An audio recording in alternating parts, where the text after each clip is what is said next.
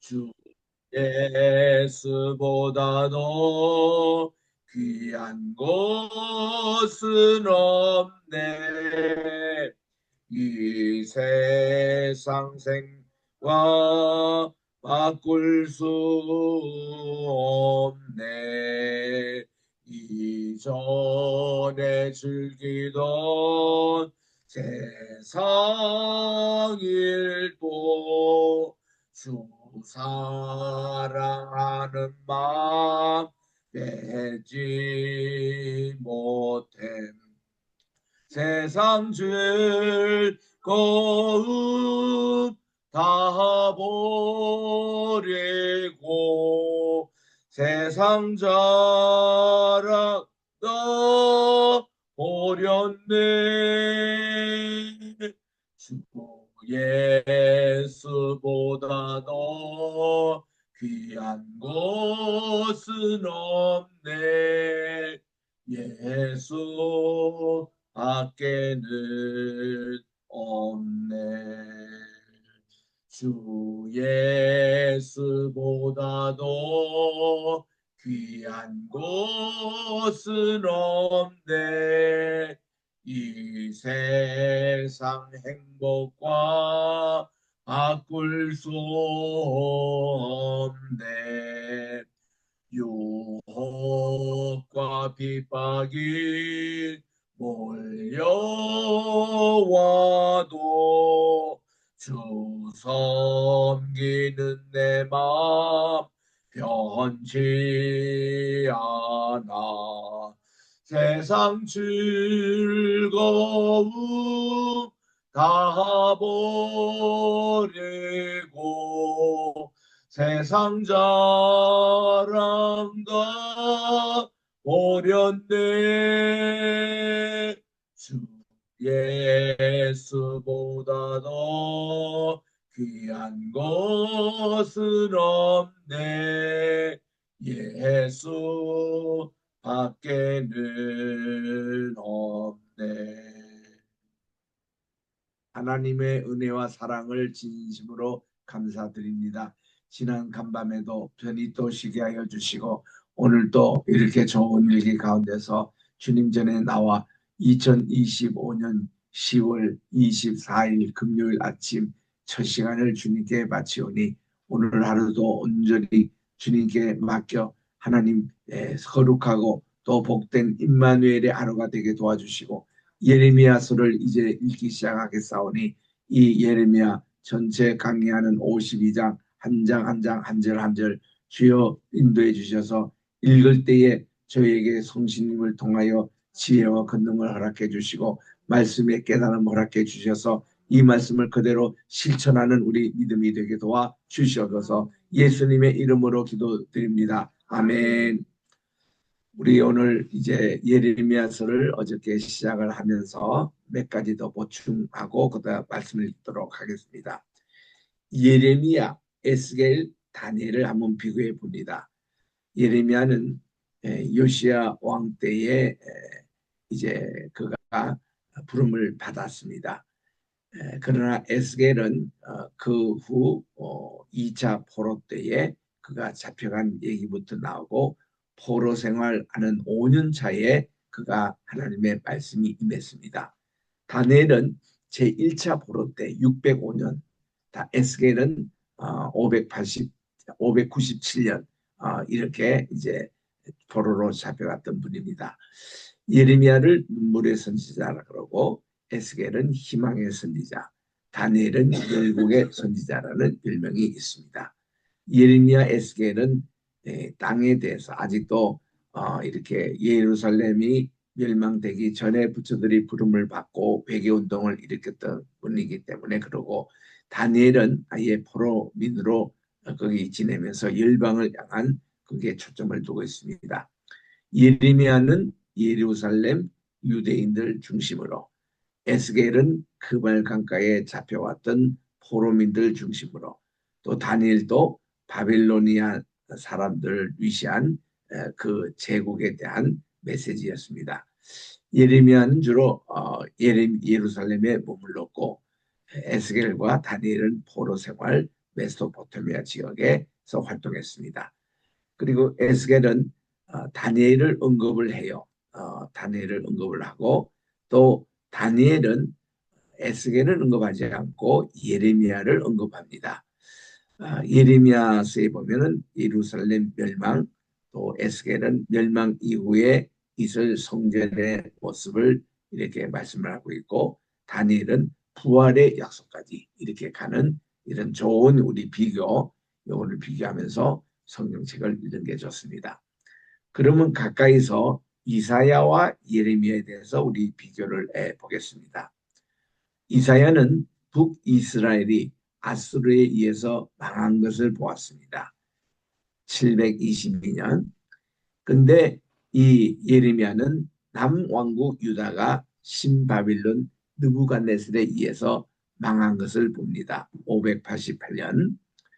그래서 이사야는 미래 심판, 예레미야는 심판의 이유, 그리고 이사야는 미래를 내다보면서 예레미야는 현실에 집중하여 회개운동을 일으킨 분입니다.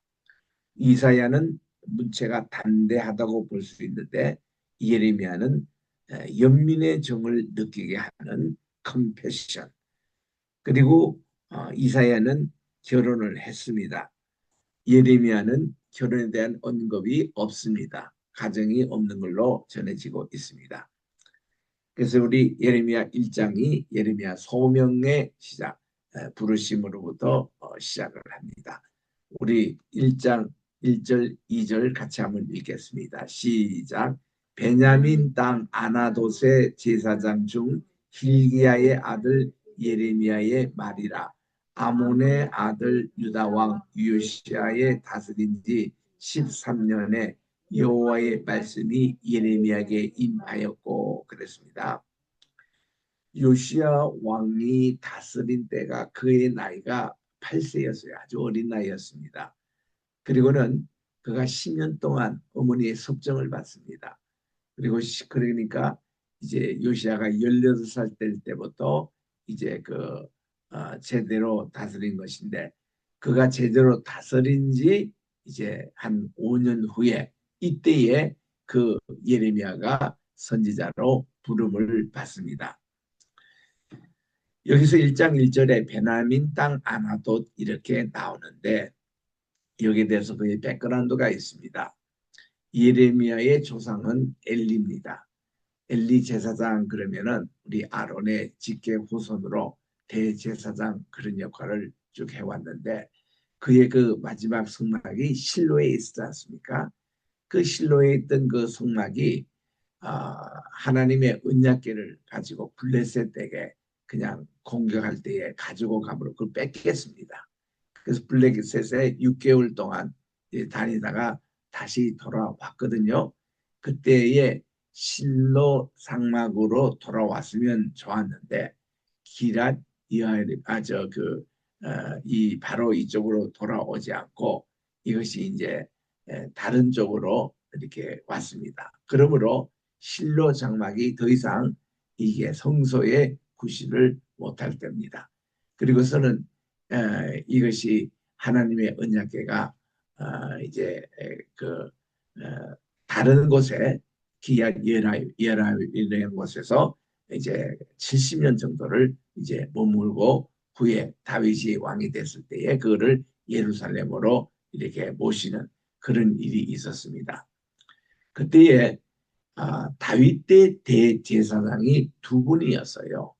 사독과 그리고 이제 그 엘리 제사장의 후예가 되는 이제 두 분이 엘리야김이 그렇게 있었습니다. 그래서 이제 이 두 분이 제사장으로 있는데 다윗이 죽고 나서 솔로몬이 등극할 때에 이 사독은 솔로몬의 편에서 계속 있었습니다. 그런데 이제 엘리 제사장의 후예가 되는 이 제사장은 그렇지 못하고 아나돗의 아도니아 편에 서고 말았습니다. 그래서 이제 솔로몬이 왕이 되자마자 대제사장으로 이분을 이 hilkiah의 아들 이 아나돗 거기에 유배를 보냈습니다. 이 아나돗이 어딘가면 예루살렘과 더 가까운 곳인데 북쪽에 있습니다. 라마 바로 밑에 있는 동네가 아나돗인데 이런 시골 마을에 이제 그가 유배를 가서 그 후손이 예레미야입니다. 그래서 예레미야는 다윗 때 자기 조상들이 대제사장 집안이 몰락해가지고 여기 이제 유배로 있었던 그 후예가 예레미야. 그래서 지금도 예배를 인도하는 정통 그 라인에 벗어나서 아웃사이드에 있는 분입니다. 그런데 에스겔은 누굽니까? 나단의 이 사독의 직계 후손이에요. 그래서 그대로 이제 하나님의 예배를 인도하는 이 주세력 메인 라인입니다.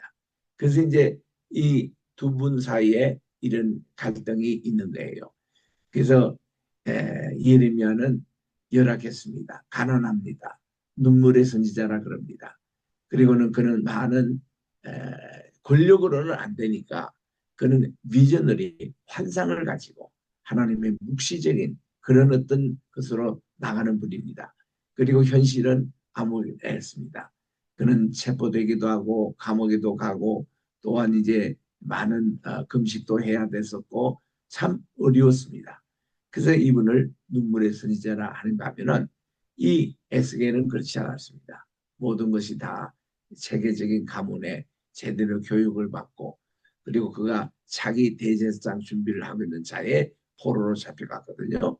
그래서 이제 두 분의 메시지가 그렇게 좀 이렇게 구분이 됩니다. 예수님의 사역의 삶은 어떤 모습이냐? 이제 이 에스겔의 후예들은 나중에 사두개인이 돼요. 그분들이 사독 집안에 있는 것이라고 해서 사두개인 집안이 되는데 예수님은 그들과 각을 세웠습니다. 예수님은 오히려 예레미야 편이었습니다. 인자는 머리 둘 곳도 없다 하는 식으로 예레미야 삶이 그랬거든요. 엘리야의 삶이 그랬습니다. 세례 요한의 삶이 그랬습니다. 예수님은 그런 편이었습니다.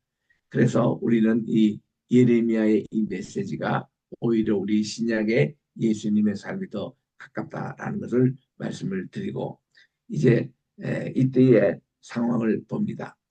르호보암, 아비야, 아사, 여호사밧, 여호람, 아하시야, 아달랴, 요아살 때 이 아달랴가 정식 왕명에 넣느냐 하면나 논란이 있습니다. 대개 뺍니다. 그리고 아마샤, 우시야, 요담, 히스기야, 므낫세, 아몬, 요시야, 요아스, 요야김, 또 이제 시드기야, 여호야긴, 시드기야 이렇게 됩니다. 여기 이제 남왕조의 이제 그 왕들이었습니다. 19분입니다. 이때 이제 시대 상황에서 보면 요시야 왕이 31살에 31년 통치하고 39에 돌아가셨습니다. 그리고는 여호아하스 이거 이제 성경에 보면은 여호아하스가 이제 23살 때 왕이 되고 또 자기 형이 있는데 여호야김은 25살, 2살 차이 나더라고요. 그래서 이 동생이 먼저 왕이 됩니다. 그런데 우리 성경학자들은 대개 그거 별로 관여하지 않고 여호야스가 장남처럼 가르치고 여호야김이 차남 또 그다음 여호야김은 그의 아들이니까 그리고 시드기야가 그의 삼남 되게 그렇게 가르치거든요. 그런데 나이적으로 보면 여호야김이 장남이더라고요. 요거를 우리 임재천 목사님이 찾아내셨습니다. 지난 주일날 우리 같이 이렇게 성경을 확인했는데 이런 순서로 해서 유다 왕의 마지막이 이제 끝납니다. 그리고 성전이 587년이라 그러는데 제 박사 논문에는 588년으로 되어 있습니다. 그거는 창조과학에서 밝힌 연으로 김명년 교수님의 이론을 제가 따른 겁니다. 요즘은 뭐 별자리하고 이스라엘의 절기하고 안식년 이런 걸로 다 컴퓨터 작업을 해가지고 이거를 다 추적해내요. 그래서 이제 그 자료에 보니까 아주 정확하게 과학적으로 이 연도를 추정했는데 그게 588년 1년 차이 나더라고요. 어떤 또 자료에는 586년까지 이렇게 얘기합니다만은 588년으로 요즘 제가 쓰고 있습니다. 그래서 거기에 딱 보면은 예레미야가 있어요. 예레미야가 요시야 왕 13년 때부터 사역이 시작이 돼가지고 이분은 시드기야가 돌아가시고 나서도 한 6년 정도 더 삽니다. 어디서? 이 이집트에서 망명하여 살면서 이집트에서 돌아가세요.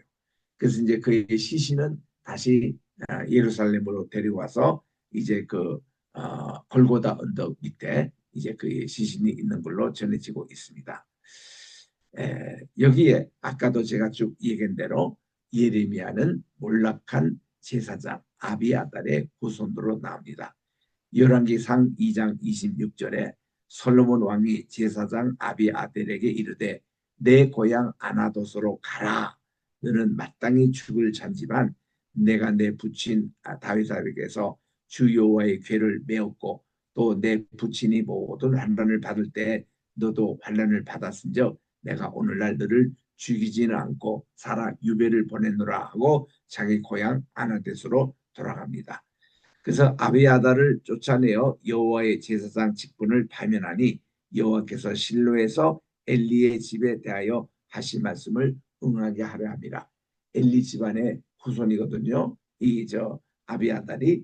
그래서 이제 그의 고향 이 아나도스에 내려가는데 여기서 태어난 분이 예레미야다 그 말이에요. 그래서 이 예레미야의 성향과 배경을 여러분들이 아실 겁니다.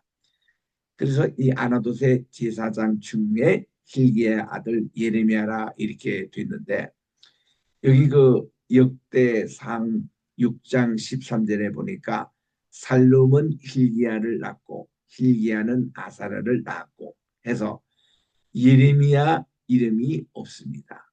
이다말의 후손이었을 것이라는 추측입니다. 예레미야 모친은 여리고의 라합의 후손이라고 전하고 있습니다. 그래서 라합 그 유다 지파의 그 집계로 있는 후손 그 중에 태어난 분이 예레미야 어머니가 됐다는 설입니다. 이 여호수아 21장 18절에도 보니까 아나돗과 그들과 알몬과 그들 또 내 성읍 요 그들 아닌 것은 그들이 아니고 그 들판입니다. 그 들판 땅. 이 그들 곧 내 성읍을 내었으니 여기에 의하면 아나돗은 베냐민 지파의 땅입니다. 또 제사장들을 위하여 성별된 땅이었습니다. 베냐민 지파 가운데서 제사장들을 위해서 내어준 그곳이 아나돗입니다. 그래서 예루살렘에서 북쪽으로 3마일밖에 되지 않는 아주 가깝습니다. 1마일이 1.6km니까 불과 한 5km 정도 떨어진 그런 곳에 있습니다. 예레미야 사역을 우리가 627년부터 582년, 588년에 예루살렘이 무너졌으니까 6년 동안 그가 이집트의 망민에서 살고 거기서 돌아가셨거든요. 요시야 왕 13년이 주전 627년입니다. 이때부터 시드기야 10년을 지나서 이집트로 망명할 때까지 약 45년간 사역을 했으나 유다 백성들의 반응은 참 냉담했습니다. 제사장 hil기야의 아들이었던 예레미야는 청년 시절 여러 나라의 열국의 선지자, 대언자로 부름을 받았습니다. 요시야 왕의 전사는 그에게 큰 충격을 주었습니다. 예루살렘 성전의 멸망을 목도하였습니다.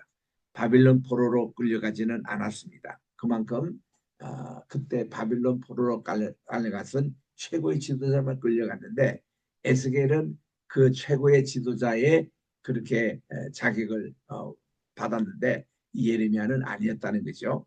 그래서 대신 이집트로 망명한 것으로 그렇게 추정이 됩니다. 그래서 익명 예레미야를 눈물의 선지자 또 회개 촉구를 외친 대언자 이렇게 얘기를 합니다. The Weeping Prophet이라는 이 얘기를 하고 있습니다. 그만큼 우리 예레미야서를 읽으면 마음이 찡합니다. 그리고 여기는 정말 예수님을 사모하는 그래서 뉴 카비넌트 새 언약의 주인공이신 예수님을 기다리며, 그래서 예수님 사역 중에도 예레미야와 매기 같은 그런 사역을 우리 주님이 하셨거든요. 그래서 예레미야서가 우리에게 그렇게 진한 감동을 주는 책입니다. 우리 마음의 할례 이거부터 시작해서 새 언약 주인공 예레미야서는 또 우리에게 많은 메시지를 주고 있는 책입니다. 3절 계속 읽습니다. 여호와의 말씀이 요시야의 아들 유다 왕 요야김 시대부터 요시야의 아들 유다 왕 시드기야 제 11년 말까지 계속 임하였습니다. 그리고는 이해 5월에 유다 예루살렘이 사로잡힌지라 해서 예루살렘 멸망을 목도했던 이 선지자가 바로 예레미야입니다. 그래서 이 멸망 전과 멸망 후에 모든 것을 커버하는 것이 예레미야입니다. 에스겔은 그 전에 돌아가셨죠. 에스겔은 563년에 에스겔도 예레미야 예루살렘 성전 멸망 후에도 살아 있었죠. 그러나 그분은 바빌론 포로에 있었기 때문에 이 현장에 그가 없었습니다. 이 현장에 다 있어서 이거를 본 분이 예레미야입니다. 그래서 이런 면에서 우리 예레미야서는 우리에게 많은 가르침을 또 줍니다. 여기 보니 이스라엘에서 아수르로 포로로 잡혀간 흔적들, 그리고 이들이 또 바벨론으로 또 이렇게 잡혀간 흔적들. 그래서 바벨론의 느밧 이 강가, 이 그발 강가 그것이 여기에 유프라데서 이제 하루에 나오는 것을 읽을 수가 있습니다. 이 동글라미 친 요 부분이 그발 지역이었습니다. 그발 강가 지역 거의 끝자락입니다. 유프라데스 강의 끝자락입니다. 여기에 에스겔이 활동했습니다. 이때 예레미야 쪽에는 예레미야는 예루살렘 거기에 활동했습니다. 그래서 이제 유다로 포로 잡힌 것이 1차 잡힌 게 BC 605년 다니엘이 잡혀갔고 2차는 597년 에스겔과 여호야긴 왕이 잡혀갔죠. 그리고 이제 3차 포로에서는 588년에 시드기야가 잡혀갔던 그런 연대를 우리가 정리를 합니다. 자, 그래서 나머지는 참고하시길 바라고 4절 갑니다. 이제 4절, 5절이 그가 하나님이 복중에서부터 그가 부름을 받았다. 여호와의 말씀이 내게 임하니라. 하나님 직접 말씀하시는 거예요.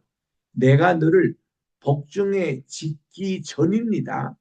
네 아빠 엄마가 결혼하기 전부터 내가 너를 예정하여 불렀다는 거죠. 너를 알았고라는 게 알았다는 말이 야다라는 말인데 이 야다라는 이 말의 진실된 뜻은 연합이라는 의미가 있습니다. 그래서 남자가 여자를 알았다 할 때 야다라고 표현을 썼는데 부부 관계를 했다는 겁니다. 그래서 아기가 태어날 때도 아담이 하와를 알았다 그렇게 표현을 하거든요. 그래서 이런 표현을 쓰는데 우리 하나님께서 우리를 알았다라고 표현할 때는 우리가 예수님을 안다 이런 표현은 예수님과 하나가 되는 거예요. 하나님과 하나가 된다 할 때도 너를 알았다 이런 표현을 씁니다. 그래서 이 알았다는 것은 깊은 신앙의 내면 우리의 믿음을 얘기할 때 알았다는 이런 표현을 쓰거든요. 여기서 알았다는 것은 하나님의 예정된 선택입니다. 하나님께서 미리 복중에 짓기 전부터 너를 알았고 내가 태에서 나오기 전에 어머니 복중에 있을 때도 너를 구별하였고 그리고 너를 열방의 대언자 선지자로 세운노라고 그렇게 말씀을 하시는 겁니다. 열방의 선지자. 그러니까 지금 다른 그 선지자들 보면 자기 소명 체험을 뒤에 얘기합니다. 이사야도 보면 6장에서 얘기하잖아요. 에스겔도 보면은 2장에서 얘기하잖아요. 그런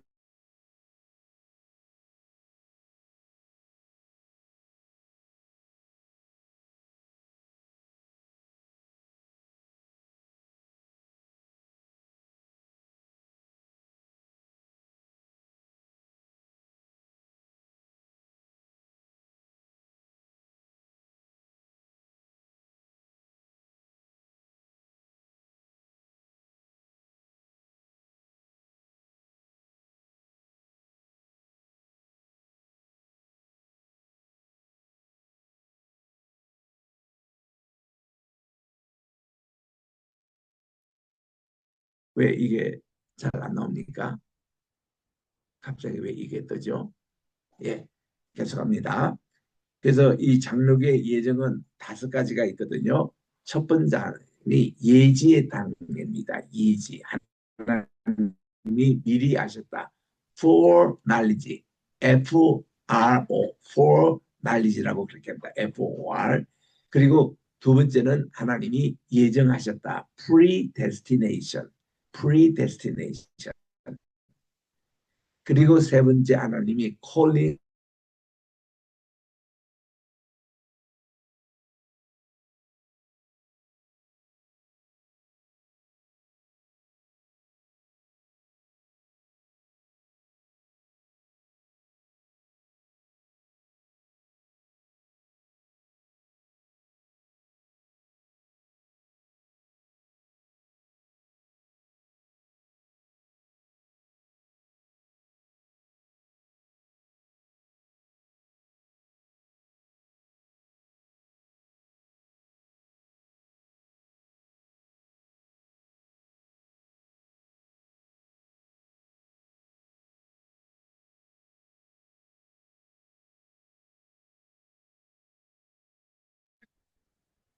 이렇게 좀 아십니다. 이게 조금 녹음이 끊겼네요. 이게 아, 예, 총장님, 파워포인트가 예, 끊겼거든요. 파워포인트. 쉐어. 지금도 예, 지금도 예, 쉐어, 어, 파워포인트가 안 나와요. 네.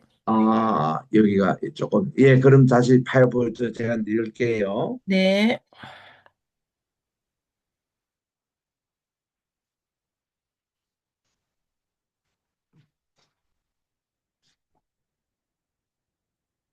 이러면은 제가 이거 지난 거를 다 지우고 다시 이렇게 켜야 될 것 같습니다.